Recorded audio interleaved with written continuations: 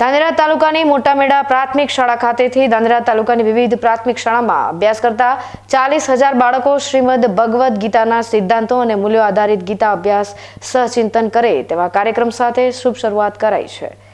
મહાભારત વાવો તો ગીતા નીકળે અને આજ ગીતાનું વાંચન પઠન પ્રાથમિક શાળાના બાળકો કરતા થાય તેને લઈ ધાનેરા બ્લોક એજ્યુકેશન ટીમે શરૂઆત કરી છે। ગુજરાત સરકારના શિક્ષણ વિભાગે હવે પ્રાથમિક શાળાના શિક્ષણમાં ગીતાના જ્ઞાનની શરૂઆત કરી છે। ગીતાના મૂલ્યો અને સિદ્ધાંતો બાળકો સરળતાપૂર્વક સમજી શકે અને પોતાના જીવનમાં ગીતાના બહુમૂલ્યવાન વચનનું નિર્માણ કરી શ્રેષ્ઠ સંસ્કાર સાથેનું શિક્ષણ મેળવે તેને લઈ ધાનેરા તાલુકાની મોટામેડા પ્રાથમિક શાળા ખાતે ધાનેરા તાલુકાના પે સેન્ટરના આચાર્ય તેમજ સીઆરસીની હાજરીમાં બેઠક યોજાઈ હતી।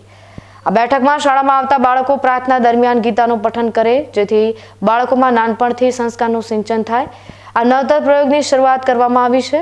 ધાનેરા બીઆરસી વીરાભાઈ ચૌધરી સાથે કૈલાસભાઈ ત્રિવેદી સહિતના ગુરુજીઓએ ગીતાના જ્ઞાન વિશે વિસ્તૃત માહિતી આપી હતી। આજરોજ મોટામેડા પ્રાથમિક શાળા ખાતે શ્રીમદ ભગવદ્ ગીતાના સૈદ્ધાંતિક મૂલ્યો આધારિત સહચિંતન એક કાર્યક્રમનું તાલુકા કક્ષાના કાર્યક્રમનું આયોજન કરવામાં આવેલ હતું। આ કાર્યક્રમની અંદર છેલ્લા એકાદ અઠવાડિયાથી આ મોટામેડા પ્રાથમિક શાળાના લગભગ 300 બાળકોએ શ્રીમદ ભગવદ્ ગીતાના 10 શ્લોકો કંઠસ્થ કરી અને આ કાર્યક્રમની અંદર એમણે એમની પ્રતિકૃતિ રજૂ કરેલ છે। આ કાર્યક્રમનો અમારો મુખ્ય હેતુ છે કે આવનારા સમયની અંદર ગુજરાત સરકાર દ્વારા પણ વર્ષ 2022-23થી ધોરણ 6 થી 12ની અંદર શ્રીમદ ભગવદ્ ગીતાના સૈદ્ધાંતિક મૂલ્યો આધારિત એક પાઠ્યપુસ્તક પણ અમલમાં લાવ્યું છે અને બાળકોની અંદર શિક્ષણની સાથે સાથે મૂલ્ય શિક્ષણનું પણ સિંચન થાય એના હેતુસર આ અમારો એક કાર્યક્રમ હતો।